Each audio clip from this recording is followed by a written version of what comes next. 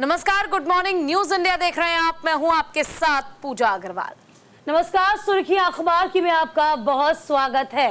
देखिए 8 बजने के साथ ही हम आपके पास लेके आते हैं तमाम अखबारों की बड़ी सुर्खियां जो दिन भर या तो चर्चा में रही हैं या फिर चर्चा बनने वाली हैं। हम आपको बहुत सरल अंदाज में बोलचाल की भाषा में उन सुर्खियों का मतलब भी समझाते हैं। आपके साथ मैं दीपिका सिंह करेंगे खबरों की शुरुआत। संसद के संयुक्त सत्र को राष्ट्रपति मुर्मू ने संबोधित किया। आपातकाल का भी जिक्र हुआ। विपक्ष ने इस बीच हंगामा भी किया। देखिए अमर उजाला सहित कई अखबारों ने इस खबर को जगह दी। राष्ट्रपति द्रौपदी मुर्मू ने संसद के संयुक्त सत्र को संबोधित किया। बिल्कुल, देखिए आपातकाल मुद्दे पर अपनी राय रखी राष्ट्रपति ने कहा लोकतंत्र को कलंकित करने की हर कोशिश की गई और सभी को लेकर उसकी निंदा करनी चाहिए। उन्होंने इंदिरा गांधी सरकार द्वारा देश पर थोपे गए आपातकाल का जिक्र करते हुए कहा कि 1975 में तत्कालीन सरकार के इस कदम से पूरे देश में हाहाकार मच गया था। देश में संविधान लागू होने के बाद भी संविधान पर उनके अनेक बार हमले हुए और आज 27 जून है, 25 जून 1975 को लागू हुआ आपातकाल संविधान पर सीधे हमले का सबसे बड़ा और काला अध्याय है। देखिए कल राष्ट्रपति का अभिभाषण हुआ था और राष्ट्रपति के अभिभाषण का सीधा मकसद ये होता है कि लोकसभा राज्यसभा एक साथ ही दोनों ही सदनों को संबोधित किया जाता है। 5 साल का जो ब्यौरा होता है, यानी कि 5 साल तक सरकार किस तरीके से काम करेगी, उनके विजन क्या होंगे, ये राष्ट्रपति को बताना होगा। लेकिन इसके अलावा आपातकाल का यहाँ पर जिक्र किया गया। संयुक्त सत्र को राष्ट्रपति ने जब संबोधित किया तब आपातकाल का जिक्र किया। हालांकि विपक्ष की हम बात करते हैं, विपक्ष ने इस बीच देखा होगा कल आपने किस तरीके से हाउस में हंगामा भी किया था। यहाँ पर राष्ट्रपति द्रौपदी मुर्मू ने संसद के संयुक्त सत्र को संबोधित किया गया था। आपातकाल का मुद्दा एक ऐसा मुद्दा था जिसको लेकर बीजेपी हमेशा से ही विपक्ष को कटघरे में खड़ा करती आई है। आपको याद होगा 1975 में तत्कालीन जब प्रधानमंत्री थी इंदिरा गांधी के वक्त में आपातकाल लगाया गया था, जिसका सीधे सीधे अर्थ होता है कि सत्ता के खिलाफ कोई भी कुछ नहीं बोल सकता। उस वक्त आपको याद होगा किस तरीके से जेल भरे गए थे, यानी कि तमाम जो विपक्षी लोग थे उनको जेल में डाल दिया गया था। तमाम बड़े बड़े चेहरे उसमें शुमार थे। इसके अलावा प्रेस की स्वतंत्रता का पूरी तरीके से हनन कर लिया गया था, यानी कि प्रेस को आज़ादी नहीं थी कुछ भी छापने की, कुछ भी बोलने की। तो जनता जो थी वो उस वक्त दबी हुई महसूस कर रही थी और इसी को लेकर जब आपातकाल लगा था तब कांग्रेस की बहुत किरकिरी हुई थी। बिल्कुल, देखिए और आपातकाल को लेकर न केवल आज सत्ता पक्ष बल्कि मुद्दे को भुनाने की कोशिश कर रहा है, बल्कि विपक्ष का ये कहना है कि प्रधानमंत्री नरेंद्र मोदी ने तो बीते 10 साल से अघोषित आपातकाल लगाया हुआ है, उसका जिक्र आखिर क्यों नहीं किया जाता। देश में तमाम तरह के मुद्दे हैं लेकिन उन मुद्दों पर बात ना करके 50 साल पुरानी बातों का आप जिक्र करते हैं जो कि बिल्कुल निराधार है। खैर, खबरों में बढ़ते हैं आगे। संबोधन में राष्ट्रपति मुर्मू ने नीट मामले का भी जिक्र किया। सीबीआई की जांच आगे बढ़ेगी और राष्ट्रपति द्रौपदी मुर्मू ने अभिभाषण के दौरान नीट एग्जाम में हुई धांधली पर कहा कि आगामी दिनों में आरोपियों के खिलाफ कड़ी कार्रवाई की जाएगी और निकट भविष्य में ये भी सुनिश्चित किया जाएगा कि किसी परीक्षा में किसी तरह की कोई धांधलेबाजी न हो। देखिए आगे ये भी कहा कि परीक्षाओं में पेपर लीक और अनियमितताओं के मामलों की उच्च स्तर पर जांच की जा रही है। देखिए कल जिस तरीके से हम आपको बताए थे, हर एक मसले को, हर एक बात को खुद राष्ट्रपति अपने अभिभाषण में कहती हैं, उसके बाद उस भाषण पर चर्चा भी होती है। नीट का मामला एक ऐसा मामला है जो इस वक्त लगातार सुर्खियों में बना हुआ है। तो संबोधन में राष्ट्रपति मुर्मू ने नीट मामले का जिक्र भी किया था। देखिए आपको वो खबर भी दिखा रहे हैं जो दैनिक जागरण में अपने अखबार में जगह दी। सीबीआई की जांच आगे बढ़ी और इसके अलावा राष्ट्रपति ने अभिभाषण के दौरान नीट एग्जाम में हुई धांधली पर कहा कि आगामी दिनों पर जो आरोपी हैं उनके खिलाफ सख्ती बरती जाएगी, कड़ी से कड़ी कार्रवाई की जाएगी, यानी कि निकट भविष्य में ये सुनिश्चित किया जाएगा कि किसी भी परीक्षा में कोई धांधली ना हो और ये मेक श्योर होगा कि आगे जो पेपर होंगे उसमें जब भी अनियमितताएं बढ़ती जाएंगी तो उस पर उच्च स्तर की जांच की जाए, ये भी सुनिश्चित होगा। बिल्कुल देखिए, और वैसे भी देश भर में एंटी पेपर लीक कानून जो है उसे लागू कर दिया गया है, जिसके तहत साफ तौर पर यह कहा गया है कि अगर कोई भी व्यक्ति किसी भी कॉम्पिटिटिव एग्जाम यानी कि प्रतियोगी परीक्षा के क्वेश्चन पेपर को लीक करता है तो ऐसे में उसे 10 साल तक जेल में रहना होगा और 1 करोड़ रुपए उसे जुर्माना देना होगा। अगर किसी छात्र के बदले में कोई दूसरा व्यक्ति एग्जाम देने पहुंचता है तो ऐसे में 3 से 5 साल तक उन्हें जेल में जाना होगा। और अगर पेपर लीक करने में किसी भी तरह का कोई भी संस्थान की ओर से सहयोग मिलता है तो ऐसे में संस्थान की पूरी प्रॉपर्टी को कुर्क किया जाएगा और एग्जाम आयोजित कराने में सरकार का जितना भी पैसा लगा है वो सारा का सारा पैसा उस इंस्टीट्यूट के, उस संस्थान के मालिक से वसूला जाएगा। यानी कुल मिलाकर सरकार पूरी कोशिश कर रही है कि एंटी पेपर लीक कानून के तहत अब जो सॉल्वर गैंग है, जो पेपर्स को लीक करते हैं, उनके ऊपर अंकुश लगाया जा सके। बहरहाल बढ़ेंगे आगे। संसद में सिंगोल के मुद्दे पर विपक्ष भिड़ चुका है और सत्ता पक्ष भी इसको लेकर अब जवाब दे रहा है। देखिए, विपक्ष ने सिंगोल को बताया है गुलामी का प्रतीक। सिंगोल की जगह संविधान को रखने की मांग की जा रही है और ये मांग की गई है सपा के नेता की ओर से। लोकसभा में सिंगोल का मुद्दा एक बार फिर से गर्मा चुका है। समाजवादी पार्टी के सांसद आर.के. चौधरी ने सिंगोल का मतलब राजदंड बताते हुए इसे संसद से हटाने की मांग की और इसकी जगह पर संविधान को रखने की मांग की गई है।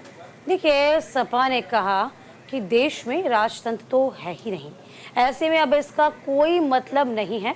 वहीं सपा के दावे पर बीजेपी ने पलटवार किया है। देखिए, आपको याद होगा कि सिंगोल के बारे में कहा जाता है यानी कि वह एक सत्ता के हस्तांतरण का एक प्रतीक है और इसको पहले भी बनाया गया था।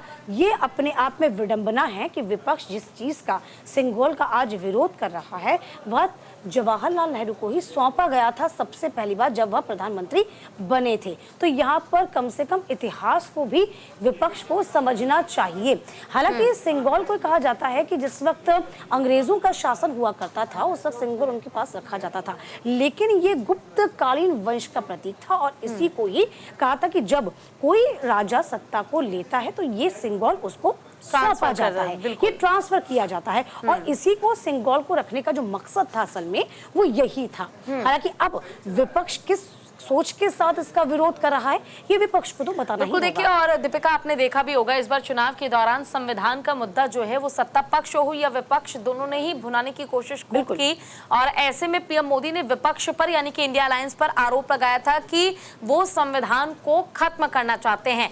तो वहीं विपक्ष का ये कहना था, राहुल गांधी का ये कहना था कि चाहे जो भी कीमत लग जाए वो सत्ता पक्ष को, पीएम मोदी को, भारतीय जनता पार्टी को संविधान के साथ खिलवाड़ नहीं करने देंगे। अब क्योंकि संविधान का जिक्र हो रहा है तो सिंगोल को लेकर भी विवाद अब संसद में छिड़ता नजर आया है, जहां समाजवादी पार्टी के सांसद जो है उनका साफ कहना है कि आप सिंगोल को हटा दीजिए, सिंगोल की जगह आप संसद भवन में संविधान को रखिए, उसके एक बड़े प्रतीक को रखिए। और ऐसे में ये मांग इसलिए की गई है क्योंकि उनका साफ तौर पर कहना था कि सिंगोल जो है वो गुलामी का प्रतीक है। यानी अगर सिंगोल को हम आज भी फॉलो कर रहे हैं तो ये गुलामी का प्रतीक है, इसलिए बहुत जरूरी है कि सिंगोल को आप रिप्लेस कर दीजिए और उसकी जगह पर आपको लाना चाहिए संविधान। संसद में आपको संविधान रखना चाहिए। संविधान जो है उसकी प्रति जो है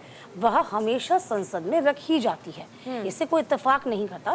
वो है ही जो संविधान संसद के बिना अधूरा है और संविधान संसद के बिना अधूरा है। तो जाहिर सी बात है जब सिंगोल को लाया गया था तो सिंगोल का पूरा मकसद यही था, इसे एक दंड के रूप में रखा जाता है, यानी कि एक दंड है जो सत्ता के हस्तांतरण का प्रतीक है।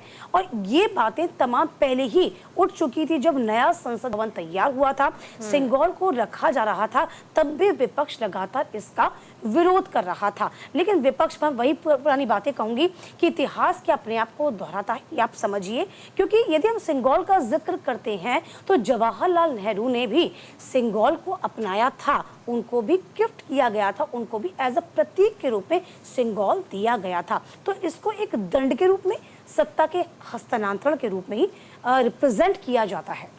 बिल्कुल, देखिए कालों काल से चले आ रही परंपरा को समाप्त तो नहीं किया जा सकता है, लेकिन अगर विपक्ष की बात अगर हम करें तो जैसा दीपिका आप जिक्र भी कर रही हैं कि विपक्ष ने इसे तब भी लेकर विरोध किया था जब इसे लाया गया था और आज भी विरोध किया जा रहा है, लेकिन मुझे लगता है कि इसका कोई महत्व नहीं रह जाता है। बिल्कुल औचित्य नहीं रह जाता है जब आप किसी चीज का विरोध कर रहे हैं और वो भी ऐसी चीज का जिसके लिए कोई भी समाधान निकलकर सामने नहीं आने वाला। आप खाली चीजों को बुलाने की कोशिश कर रहे हैं। ग्लोरियस उसका इतिहास रहा है, गुप्तकालीन वंश का इतिहास रहा है, कैसे सिंगोल आया, ये तमाम बातें इतिहास में वर्णित हैं। उसके बाद ही सिंगोल का जो इस्तेमाल है वो किया गया। अब देखना ये होगा कि समाजवादी पार्टी के जो सांसद थे R.K. चौधरी ने सिंगोल का जो मतलब निकाला वो राजदंड बताया और इसे संसद से हटाने की मांग की। सपा के नेता ने ये भी कहा कि देश में राजतंत्र तो है ही नहीं, ऐसे में अब इसका कोई मतलब नहीं है। सपा के दावे पर बीजेपी ने भी पलटवार किया और इसकी जो इम्पोर्टेंस है सिंगोल की वो समझाई। बहरहाल आगे बढ़ जाएंगे। राष्ट्रपति के अभिभाषण पर कांग्रेस अध्यक्ष मल्लिकार्जुन खड़गे ने आपत्ति जाहिर की। बेरोजगारी, महंगाई का जिक्र नहीं होने पर नाराजगी को जाहिर किया गया। देखिए हिंदुस्तान टाइम्स ने इस खबर को जगह दी, आपको हम दिखा भी रहे हैं स्क्रीन पर। कांग्रेस अध्यक्ष मल्लिकार्जुन खड़गे ने एक्स पर कहा कि कोई भी सरकार राष्ट्रपति के अभिभाषण में ऐसे राजनीतिक मामलों को नहीं डाल सकती है। बिल्कुल, देखिए खड़गे ने एक्स पर लिखा, मोदी सरकार द्वारा लिखित राष्ट्रपति के अभिभाषण को ऐसे लगा जैसे मोदी जी जनादेश को नकारने की हर संभव कोशिश कर रहे हैं। तो फिलहाल देखिए मल्लिकार्जुन खड़गे का कहना यही था कि जैसे ही राष्ट्रपति अपना अभिभाषण देंगी, लेकिन उसमें कहीं ना कहीं जो महंगाई बढ़ रही है उस महंगाई का, उस बेरोजगारी का जिक्र नहीं किया गया। 5 साल में जो 3.0 सरकार बन रही है, एनडीए की बन चुकी है, उसका विजन क्या है। क्योंकि राष्ट्रपति का जो अभिभाषण होता है अमूमन इसी विजन पर होता है कि 5 साल तक आपका रोड मैप क्या है, 5 साल तक आप जनता के बीच कैसे जाएंगे, किन मुद्दों को लेकर जाएंगे, वो कौन कौन सी ऐसी समस्याएं होंगी जिसका समाधान जो तत्काल सरकार है वो कर पाए। इसी को लेकर कांग्रेस के अध्यक्ष मल्लिकार्जुन खड़गे ने ये आपत्ति जाहिर की थी। इस अभिभाषण में बेरोजगारी का जिक्र नहीं है, महंगाई का जिक्र नहीं है, जो कि अधूरा है।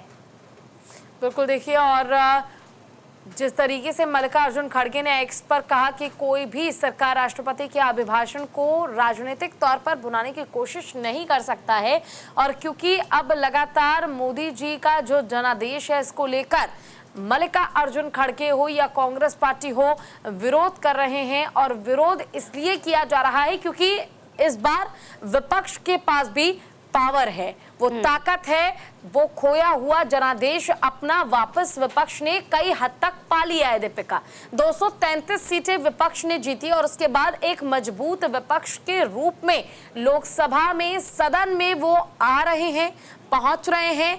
एक एक सांसद हर मुद्दे पर विचार करके ही सदन में पहुंच रहा है, क्योंकि कोशिश विपक्ष की ये है कि लोगों के मन में जो छवि बीजेपी को लेकर या एनडीए की खराब हुई है, या एनडीए को इस बार जो परिणाम झेलना पड़ा है, ये परिणाम ऐसे ही बरकरार रहे। और ये बरकरार रहेगा कैसे? तो ये ऐसे रहेगा कि सदन में जब विपक्ष हर एक मुद्दे को पूरे प्रूफ के साथ विस्तार से उठाएगा तो वहां पर सदन में हर मुद्दे को गूंजने की जो कोशिश है वो की जाएगी और आखिरकार सत्ता पक्ष को घेरने का भी प्रयास निरंतर किया जाएगा। देखिए पूजा, लोकतंत्र की जो खूबसूरती होती है वो इसी में होती है कि मजबूत विपक्ष होना बहुत लाजमी है, क्योंकि मजबूत विपक्ष ही जनता की आवाज को रिप्रेजेंट करता है हाउस में। और जाहिर सी बात है विपक्ष को ही समझना होगा कि तमाम बातों में या फिर बयानबाजी में वक्त को जाया ना करे, क्योंकि अब जनता ने अपना रिप्रेजेंटेटिव बना के उनको रखा है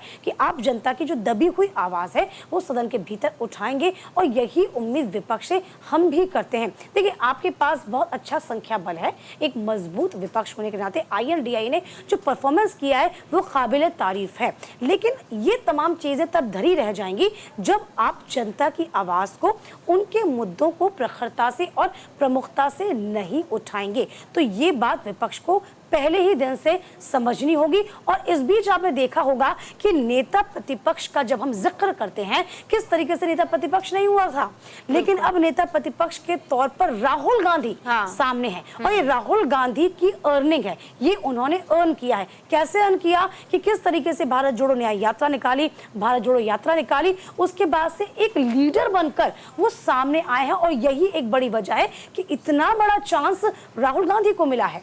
बिल्कुल, देखिए विपक्ष की ओर से नेता प्रतिपक्ष जो है वो राहुल गांधी को बना दिया गया है। और वाकई देखिए राहुल गांधी ने इस बार जमीनी स्तर पर काफी मेहनत की है और इस बात से कोई भी इनकार नहीं कर सकता, इस बात में कोई दो राय नहीं है कि राहुल गांधी ने इस बार जो इंडिया अलायंस को जीत मिली है उसमें एक बहुत बड़ा योगदान दिया है। वक्त यहाँ पर एक छोटे से ब्रेक का है, जल्द लौटेंगे हम ब्रेक के बाद।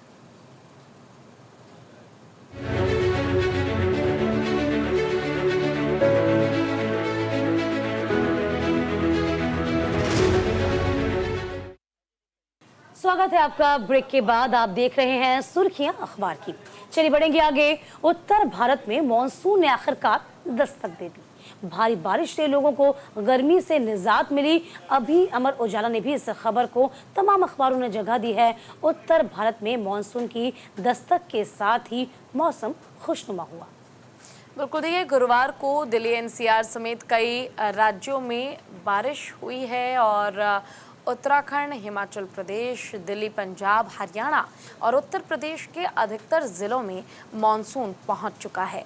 मौसम विभाग का कहना है कि जल्द ही अन्य जिलों में भी मॉनसून पहुंच जाएगा और जहां बारिश नहीं हुई है वहां भी जल्द बारिश होने की संभावना जताई गई है। देखिए आपको ये भी बता दें कि मौसम विभाग ने 27, 28, 29 तारीख को लेकर अलर्ट जारी किया है।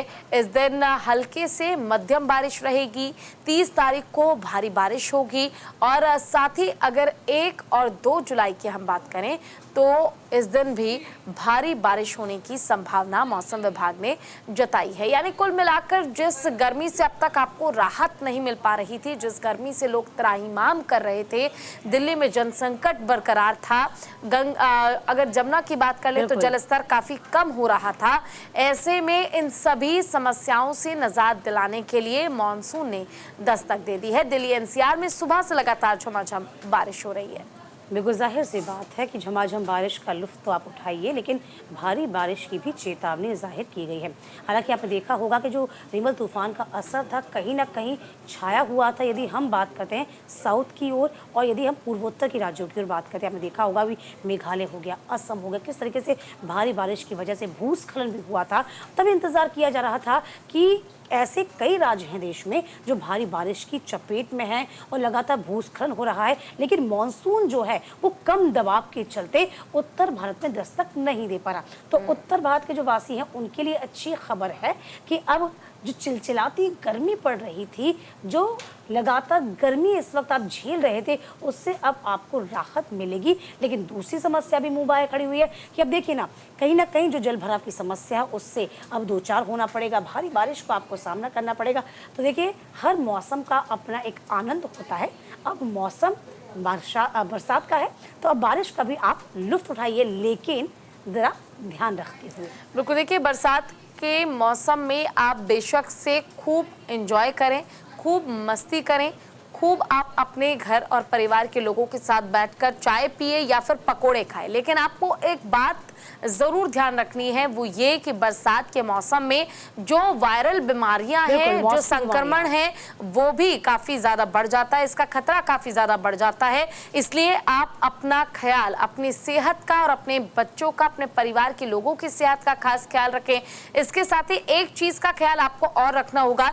देखिए जैसे कि मौसम विभाग ने भारी बारिश का अलर्ट जारी किया है, तो इस दौरान आपको ये ध्यान रखना होगा कि आप किसी ऐसी जगह पर ना जाए जहां बिजली कड़कने से आपको किसी तरह की परेशानी झेलनी पड़े, या फिर अगर आप बाहर निकल भी रहे हैं अपने घर से तो सावधानी के साथ निकले, क्योंकि देखिए भारी बारिश के कारण कहीं भी किसी भी तरह की कोई भी अप्रिय घटना घट सकती है, या फिर कह सकते हैं अप्राकृतिक घटना जो है वो घट सकती है।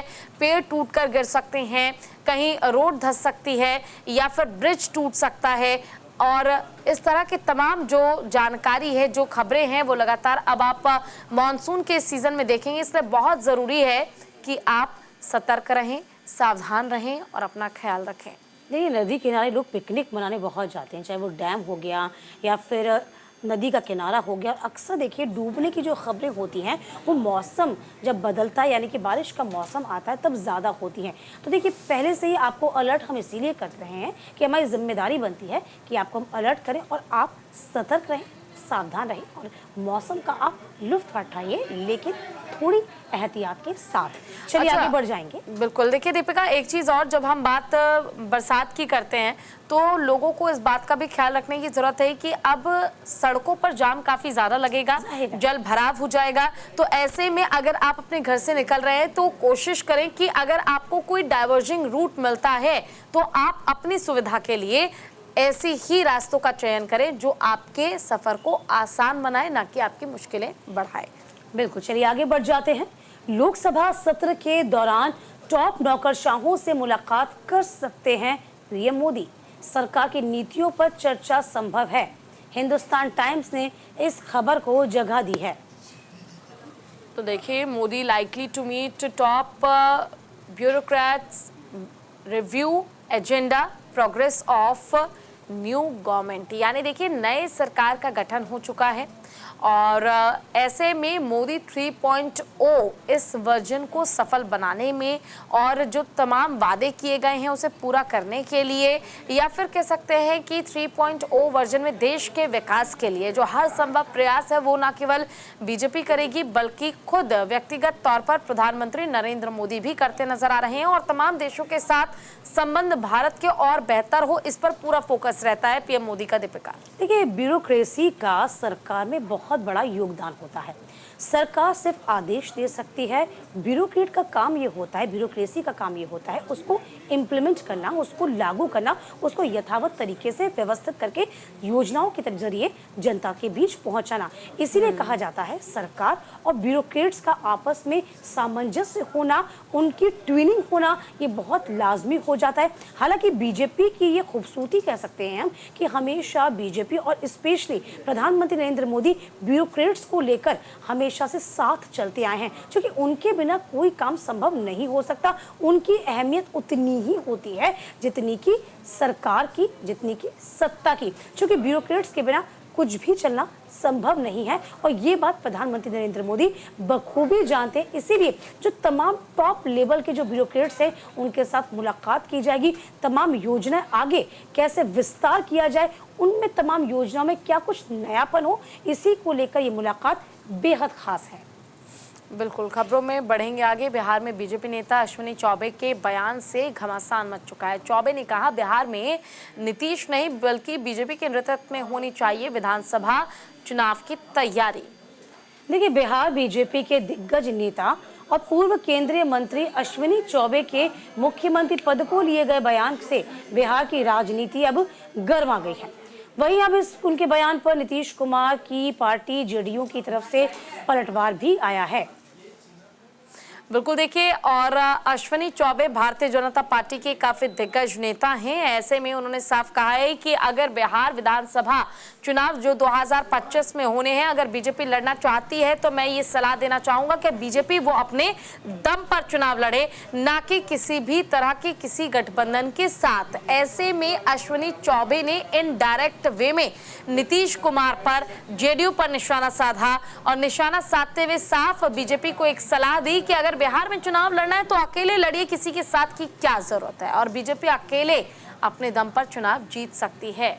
देखिए, अकेले लड़ने का जो टेस्ट है वो बीजेपी पहले भी ले चुकी है बिहार में, और वो जो स्वाद था वो रास नहीं आया था, सभी को पता है। और किस तरीके से ये जो बयानबाजी होती है तमाम नेताओं की, ये बयानबाजी जो है कहीं ना कहीं कटुता को पैदा ज़रूर करती है। इस वक्त बीजेपी आपने देखा होगा किस तरीके से, यदि हम जेडीयू की बात करते हैं तो जेडीयू ने किस तरीके से आरजेडी का दामन छोड़कर बीजेपी का दामन थामा था, तब कहा जा रहा था। और कई बार दफ़ा आपने भी देखा होगा, यदि लोकसभा चुनाव के मद्देनजर भी खबरें ऐसी भी मीडिया में आई थी कि प्रधानमंत्री नरेंद्र मोदी और कहीं ना कहीं नीतीश कुमार जो है मंच साझा एक साथ नहीं कर रहे हैं, और इसको लेकर तमाम बातें आई थी कि क्या जेडीयू में और क्या फिर साफ तौर पर बीजेपी में सब कुछ सही चल रहा है या नहीं। हालांकि जेडीयू ने इन तमाम खबरों का खंडन किया। इसके बाद जब बात थोड़ी सी और आगे बढ़ती है वो तब आती है जब एनडीए जीत जाती है। तब ये कहा जाता है कि तमाम जो प्रमुख पद हैं उनमें से कुछ पद जो है वह कहीं ना कहीं जेडीयू जो है वह मंत्रालय चाहती है। तब ये भी खबरें आई थी कि बगावत के स्वर जो हैं वो देखे जा सकते हैं। फिर ऐसे जब बयान आ जाते हैं बीजेपी के तमाम नेताओं के स्वाद जा रहा कि अश्विनी चौबे इस तरह की बातें कह देते हैं तो इन बयानों के मतलब हो जाते हैं। बिल्कुल, देखिए, और अश्विनी चौबे की ओर से जो बयान दिया गया इसके बाद से भारतीय जनता पार्टी ने भी स्पष्ट रूप से ये कह दिया है दीपिका कि ये उनका निजी बयान है, इससे पार्टी का या किसी वरिष्ठ नेता का कोई लेना देना नहीं है और ये बयान अश्विनी चौबे ने अपनी मर्जी से दिया है ताकि नीतीश कुमार जो है वो इसको लेकर ज़्यादा ना सोचे और ना ही कोई गलत स्टेप लिया जाए। देखिए, नीतीश कुमार के इतिहास की जब हम बात करते हैं तो इतिहास हर कोई जानता है किस तरीके का बैकग्राउंड जेडीयू का नीतीश कुमार का रहा है। ऐसे में बिहार में अगर बीजेपी की हम बात कर लें तो देखिए ये कह पाना बिल्कुल गलत नहीं होगा कि बिहार में भारतीय जनता पार्टी की स्थिति इतनी मजबूत तो बिल्कुल नहीं है कि वो अकेले अपने दम पर चुनाव लड़के चुनाव जीत कर सरकार बना ले। ऐसे में जरूरत बीजेपी को दूसरी पार्टी की पड़ेगी ही। लोकसभा का जो रिजल्ट आया है ना, जो परिणाम आया है, उसी में आप अंदाजा लगाने की कोशिश कर सकते हैं। हम ये नहीं कर रहे, चाहे मध्य प्रदेश का आप जिक्र करिए, मध्य प्रदेश में परफॉर्मेंस बहुत अच्छा रहा और राज्यों में अच्छा रहा, लेकिन हम इस बात से भी इनकार नहीं कर सकते, चाहे वो महाराष्ट्र का जिक्र कर लीजिए या फिर अन्य तमाम राज्यों का जिक्र कर लीजिए, हम साउथ का जिक्र कर लीजिए, वहाँ भी स्थिति बीजेपी की बहुत अच्छी नहीं है। बीजेपी इस बार भी पूर्ण तरीके से खुद के बूते पर बहुमत को हासिल नहीं कर पाई है। घटक दलों का, एनडीए का साथ उनको लेना पड़ा है। अब विधानसभा चुनाव का जिक्र तमाम जो बड़े नेता हैं बिहार के वो कर रहे हैं कि बीजेपी को लड़ना चाहिए, अकेले लड़ना चाहिए, लेकिन समझना भी चाहिए कि जमीनी हकीकत आखिरकार क्या है। बिल्कुल, चलिए खबरों में आगे बढ़ते हैं। सुभासपा के नेता के नीट पेपर लीक में नाम आने से सीएम योगी नाराज हैं, ओपी राजभर को किया तलब। देखिए, दैनिक जागरण सहित तमाम अखबारों ने जगह भी दी है, हम आपको दिखा भी रहे हैं प्रतीक। इस तरीके से इस खबर को छापा गया। सुहेल देव भारतीय समाज पार्टी के नेता ओम प्रकाश राजभर की मुश्किलें कम होने का नाम नहीं ले रही। लोकसभा चुनाव 2024 में मिली करारी हार के बाद अब उनके विधायक बेदीराम का एक वीडियो वायरल हो रहा है जिसमें वह पैसा लेकर पास कराने की बात कर रहे हैं। तो देखिए, मुख्यमंत्री योगी आदित्यनाथ ने मंत्री ओम प्रकाश राजभर को तलब कर जताई नाराजगी। तो नीट पेपर लीक मामले में अब ओपी राजभर का नाम भी सामने आने लगा है। अब इस नाम को लेकर काफी ज्यादा नाराज और परेशान हैं मुख्यमंत्री योगी आदित्यनाथ। योगी आदित्यनाथ ने साफ कहा है कि ये संभव नहीं है और अगर ऐसा हुआ है तो ये बेहद शर्मनाक बात है। देखिए, जाहिर सी बात है, एक तो मुश्किलें ओम प्रकाश राजभर की अब कम नहीं होंगी क्योंकि खुद सीएम ने उनको तलब कर लिया है। इस पूरे मामले को लेकर जाहिर सी बात, हम कहते हैं ना कि नेता भले बयान दे देते हैं लेकिन खामियाजा जो होता है उनके लीडर को भुगतना पड़ता है। ठीक ऐसे ही ओम प्रकाश राजभर के साथ हो रहा है कि मुश्किलें फिलहाल कम नहीं हो रही हैं। लोकसभा चुनाव 2024 में आपको याद होगा किस तरीके से करारी हार के बाद उनके विधायक बेदीराम का, जिन्होंने कहा ये बेदीराम का एक वीडियो था, वो वायरल हो रहा है जिसमें वह पैसा लेकर पास कराने की बात कर रहे हैं। देखिए, अब सीएम योगी आदित्यनाथ को जरा आप समझिए, उनकी मुश्किलें भी जरा समझिए कि उत्तर प्रदेश में जिस तरीके से परिणाम आया है जो कि अप्रत्याशित था, किसी को भी उम्मीद नहीं थी कि उत्तर प्रदेश जैसे राज्य से जिसमें सबसे ज्यादा लोकसभा की सीटें आती हैं, 80 सीटें आती हैं, वहां पर रिजल्ट लोकसभा का ऐसा रहेगा, बीजेपी का जो प्रदर्शन है बहुत निम्न कोटि का रहेगा। इसी को लेकर सीएम योगी आदित्यनाथ वैसे ही थोड़े परेशान थे और इसके अलावा नीट का जो मामला लगातार तूल पकड़ रहा था, और इससे पहले भी आपको याद होगा किस तरीके से कांस्टेबल भर्ती का परीक्षा रद्द हुई थी, पेपर लीक का मामला तब सामने आया था। ये तमाम सवाल थे, इन एंगल्स को जब जोड़ा गया, देखा गया, और जब नेता आपके सहयोगी इस तरह की बात कर देते हैं तब सवाल खड़ा होना लाजमी होता है। चले खबरों में बढ़ते हैं आगे। उद्धव ठाकरे का बड़ा बयान, कहा बीजेपी के लिए अब कोई प्रेम नहीं होगा, साथ जाने का कोई सवाल ही नहीं उठता है। तो शिवसेना यूबीटी चीफ उद्धव ठाकरे और महाराष्ट्र के उप मुख्यमंत्री देवेंद्र फडणवीस की गुरुवार को अचानक से महाराष्ट्र विधानमंडल की बैठक से पहले मुलाकात हो गई और इसके बाद महाराष्ट्र में सियासी अटकलों का दौर भी शुरू हो गया। हालांकि आपको बता दें, इस मुलाकात पर उद्धव ठाकरे ने बाकायदा एक प्रेस कॉन्फ्रेंस करके अपनी पूरी बात स्पष्ट तौर से बता दी। इस दौरान उन्होंने भाजपा के प्रति मेरे मन में कोई प्रेम नहीं बचा है, इस बात को साफ तौर पर कहा गया है। बिल्कुल देखिए, और जिस तरह से महाराष्ट्र में उद्धव ठाकरे चुनावी मैदान में उतरे, उद्धव ठाकरे देखिए चाहे परिस्थिति कैसी भी हो दीपिका, लेकिन स्टिल आज की भी अगर हम बात करें तो उद्धव ठाकरे एक मजबूत स्थिति में नजर आते हैं महाराष्ट्र में। एकनाथ शिंदे की अगर हम बात करें तो बीजेपी और शिवसेना का जो गठबंधन हुआ उसके बाद एक सरकार तैयार हुई, लेकिन जब हम बात उद्धव ठाकरे की करते हैं तो अकेले उद्धव ठाकरे ने सरकार महाराष्ट्र में बनाई थी। बेशक से उनकी सरकार को भंग कर दिया गया, बेशक से उनके साथ जो भी गेम प्ले हुआ हो, लेकिन अब भी स्पष्ट रूप से ये कहते हैं उद्धव ठाकरे कि चाहे जो हो जाए वो किसी भी दूसरी पार्टी के साथ नहीं जाएंगे। हालांकि देखिए, ये जो बयान था, इस बयान को देने की जरूरत क्यों पड़ी ये जानना भी बहुत जरूरी है। हालांकि आपने देखा, लोकसभा चुनाव के मद्देनजर शिवसेना के गुट उद्धव ठाकरे की यदि हम बात करते हैं तो किस तरीके से बहुत शानदार प्रदर्शन किया गया, लेकिन जब बात आई थी, आपको याद होगा रिजल्ट के बाद में जब INDIA गठबंधन की बैठक होती है, उस बैठक में उद्धव ठाकरे नहीं पहुंचते हैं, संजय राउत वहां पहुंचते हैं, तब ये अटकलें लगाई जाना शुरू हो गई थी कि क्या उद्धव ठाकरे का मन परिवर्तित हो रहा है, क्या उद्धव ठाकरे बीजेपी के पास जाना चाह रहे हैं। इसी को लेकर चर्चाओं का जो बाजार था वो गर्म हो गया था। इसीलिए अभी कहा जा रहा है कि उद्धव ठाकरे को बाकायदा प्रेस कॉन्फ्रेंस करनी पड़ी, प्रेस कॉन्फ्रेंस में अपना विजन क्लियर करना पड़ा, अपनी मंशा साफ करनी पड़ी कि भाई देखिए, ये स्पष्ट हो चुका है कि मैं बीजेपी के साथ फ्यूचर में नहीं जाने वाला, लेकिन हम फिर कह रहे हैं ये राजनीति है, राजनीति में चीजें वक्त परिस्थितियों के अनुसार बदल जाती हैं और राजनेता के मूड का कोई भरोसा नहीं होता।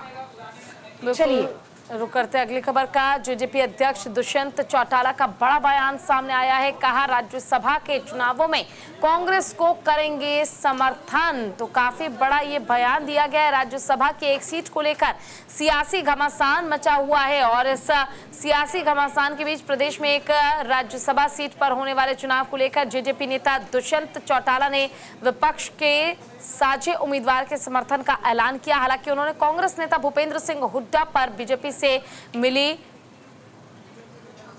भगत होने का आरोप लगाया है। देखिए, ये खबर इसलिए भी खास हो जाती है क्योंकि 6 महीने के बाद हरियाणा में विधानसभा चुनाव होने हैं और यदि हम बात जेजेपी की करते हैं तो कहीं ना कहीं आपने भी देखा होगा कि दुष्यंत चौटाला का बहुत ही आत्मीयता कभी माना जाता था कि बीजेपी के साथ रही, और किस तरीके से जब तमाम चीज़ें बदली थी हरियाणा में, तब ये कहा जा रहा था कि दुष्यंत चौटाला ने कहीं ना कहीं बीजेपी को छोड़कर कांग्रेस का दामन थाम लिया है। अब बड़ा बयान देखिए सामने आ गया कि राज्यसभा के चुनावों में कांग्रेस का भी समर्थन करेंगे, और ये समर्थन जो हमें लग पा रहा है पूजा, ये समर्थन सिर्फ राज्यसभा के लिए नहीं होने वाला। अब आगामी जो विधानसभा चुनाव हैं उस पर पूरी निगाह जो है वह जेजेपी की लगी हुई है, क्योंकि जेजेपी अकेले चना कह सकते हैं बाहर नहीं फोड़ सकता, तो जेजेपी को भी अपनी ताकत का एहसास है। इसीलिए अभी अब कांग्रेस की स्थिति को आप देखिए ना, किस तरीके से दीपेंद्र हुड्डा ने शानदार प्रदर्शन किया, कांग्रेस ने शानदार प्रदर्शन किया, और इससे कहीं ना कहीं जो कांग्रेस है उसका मोराल जो है बूस्ट हुआ है। इसका फायदा जेजेपी भी उठाना जरूर चाहिए। बिल्कुल देखिए, और दुष्यंत चौटाला को लेकर अगर बात की जाए तो राज्यसभा सांसद के तौर पर वो खुद को बेशक से देखते हों और खूब तैयारी कर रहे हों, लेकिन कितना भरोसा उन्हें और कितना समर्थन उन्हें मिल पाएगा इसका इंतजार सभी को है। बहरहाल रुक करेंगे अगली खबर का और खबरों में बढ़ेंगे आगे। लगातार तीसरे दिन भी ऊंचाई पर रहा शेयर बाजार। सेंसेक्स जो है वो 79,000 अंक के पार पहुंच चुका है। तो एशियाई बाजार में तेजी के रुख और रिलायंस इंडस्ट्रीज के शेयर में लिवाली से स्थानीय शेयर बाजार बुधवार को नई ऊंचाई पर पहुंच गया। दोनों मानक सूचकांक सेंसेक्स और निफ्टी अपने अब तक के उच्च स्तर पर बंद हुई BSE का 30 शेयरों वाला सूचकांक सेंसेक्स 320.73 अंक में फिलहाल बढ़त दर्ज की गई है। देखिए, आपको बता रहे हैं कि नए रिकॉर्ड के साथ यानी कि 78,674.25 अंक के नए रिकॉर्ड के साथ बंद हुआ। कारोबार के दौरान एक समय ये 705.88 अंक था। 78,659.40 अंक के नए सर्वकालिक उच्च स्तर पर पहुंच गया था। तो फिलहाल ये खबर इसलिए खास हो जाती है क्योंकि रिलायंस का जो परफॉर्मेंस है उसकी चहुं ओर तारीफ हो रही है और कह सकते हैं कि अप्स एंड डाउन का तो हमेशा से मामला शेयर बाजार में रहता है, लेकिन किस तरीके से वेडनेसडे को ही लगातार आपको बता दें कि शानदार प्रदर्शन किया गया। उसके बाद थर्सडे का जो प्रदर्शन रहा, कल का प्रदर्शन रहा, वो भी काबिल तारीफ था। यानी कि हम बात करें एक नहीं दो नहीं पूरे 3 दिन की, तो 3 दिन में जो सेंसेक्स जो रहा 79,000 अंक के पार चला गया, जो कहीं ना कहीं जो इन्वेस्टर्स हैं, जो निवेशक हैं, उनके चेहरे पे मुस्कान लेने वाला था। बात एशियाई बाजारों की करते हैं। एशियाई बाजारों में जो तेजी आई किसकी वजह से आई, जरा ये भी जान लीजिए। एशियाई बाजारों में तेजी का रुख देखा गया जिसमें रिलायंस इंडस्ट्री के शेयर में जो लिवाली थी यानी कि जो खरीदे जा रहे थे। स्थानीय शेयर बाजार बुधवार को नई ऊंचाई पर पहुंचे हैं, जो कहीं ना कहीं अपने आप में रिलायंस के लिए माइलस्टोन साबित होता फिलहाल नजर आ रहा है। और ये अच्छी खबर उन लोगों के लिए भी है जो कहीं ना कहीं रिलायंस में उन्होंने इन्वेस्टमेंट किया होगा। बिल्कुल, देखिए, और क्योंकि अब शेयर मार्केट में भी अच्छा उछाल आया है तो ऐसे में निवेशकों के लिए एक गुड न्यूज़ के तौर पर हम देख सकते हैं दीपिका, क्योंकि कोई भी अगर शेयर मार्केट में पैसा लगा रहा है तो ऐसे में उम्मीद रहती है कि शायद उन्हें ज़्यादा मिले, और अगर शेयर मार्केट में उछाल आएगा तो लाजमी सी बात है कि इसका फ़ायदा लोगों तक पहुँचेगा। और कहीं ना कहीं लोगों को आज के दौर में अगर हम बात कर लें तो लोग काफ़ी ज़्यादा इंटरेस्टेड होते हैं निवेश करने में, शेयर मार्केट में पैसा लगाने में। चलिए आगे बढ़ जाएंगे। आज T20 वर्ल्ड कप के दूसरे सेमीफाइनल में भारत ने इंग्लैंड को हराया। जीत के साथ फाइनल में अपनी जगह को पक्का कर लिया। फाइनल में दक्षिण अफ्रीका के साथ अब भिड़ंत होगी। तो T20 वर्ल्ड कप 2024 का ये दूसरा सेमीफाइनल मुकाबला भारतीय टीम और इंग्लैंड के बीच गुरुवार को खेला गया। वहीं गुयाना में खेले गए इस मुकाबले में भारतीय टीम ने इंग्लैंड को 68 रनों से हराकर फाइनल में एंट्री कर ली है। अब खिताबी मुकाबला 29 जून को होगा और ऐसे में 29 जून को ये जो मुकाबला होना है ये बारबाडोस में साउथ अफ्रीका के खिलाफ खेला जाएगा। तो देखिए, इंग्लैंड के तो छक्के छुड़ा दिए भारत ने, अब ऐसे में जो मुकाबला होना है फाइनल के लिए वो कितना दिलचस्प होगा, इस पर सबकी निगाहें टिकी हुई हैं। कल का मैच वाकई में बहुत दिलचस्प था पूजा, क्योंकि हमने पहले ही बात की थी जब हम जिक्र कर रहे थे कि जो पिच है वो कहीं ना कहीं स्पिनर्स के लिए जो है वो मुफीद है।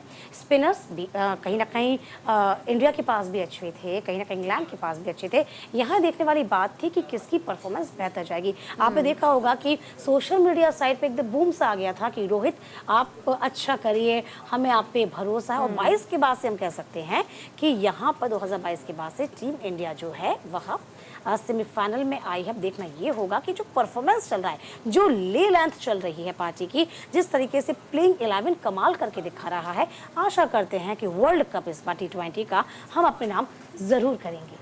बिल्कुल, खबरों में बढ़ते हैं आगे। अमेरिका ने भारत पर फिर से गंभीर आरोप लगाए हैं। धार्मिक भेदभाव का आरोप लगाया गया है। तो अमेरिका ने भारत पर धार्मिक भेदभाव का आरोप लगाया है। दरअसल अमेरिका के विदेश विभाग ने साल 2023 के लिए धार्मिक स्वतंत्रता रिपोर्ट जारी की है और इस रिपोर्ट में भारतीय अल्पसंख्यकों के खिलाफ होने वाली हिंसा का जिक्र किया गया। अमेरिकी विदेश मंत्री एंटनी ब्लिंकन ने इस रिपोर्ट को जारी करते हुए विशेष तौर पर भारत का नाम लिया है। देखिए, भारत के खिलाफ ब्लिंकन का ये बयान मोदी 3.0 में अमेरिका के द्वारा देश पर आरोप लगाने का पहला उदाहरण है। ब्लिंकन ने बिना नाम लिए मोदी सरकार और बीजेपी पर मुस्लिम और ईसाई अल्पसंख्यकों के साथ भेदभाव का आरोप लगाया है, जो वाकई में निंदनीय है।